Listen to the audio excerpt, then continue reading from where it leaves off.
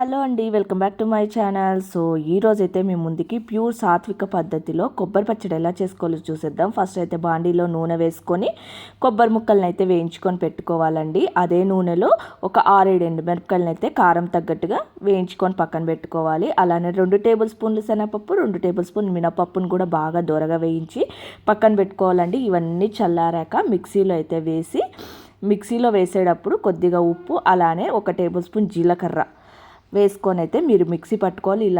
దీంట్లో ఎలాంటి చింతపండు కానీ ఏది కూడా అవసరం లేదండి. ఒక్కసారి అయితే ఇలా ట్రై చేసి చూడండి, రియల్గా చెప్తున్నా చాలా చాలా బాగుంది. అండ్ నేనైతే తినమూత పెట్టుకున్నానండి. ఇంట్రెస్ట్ లేని వాళ్ళైతే స్కిప్ చేసేయచ్చు. బాండీలో నూనె వేసి ఆవాలు, జీలకర్ర, ఎండుమిరపకాయలు, కరివేపాకు, ఇంగువ కూడా వేసి ఈ పచ్చడి ఏదైతే చేసామో అందులో వేసేసుకుంటే చాలా టేస్టీగా ఉంటుంది. ఒక్కసారి అయితే మీరు ట్రై చేసి చూడండి. ప్యూర్ సాత్విక పద్ధతి అండి, టెంపుల్ స్టైల్ అని అయితే చెప్తాను. ఓకేనా, మీరు కూడా ట్రై చేయండి, చాలా బాగుంది. ఓకే, థ్యాంక్ యూ అండి.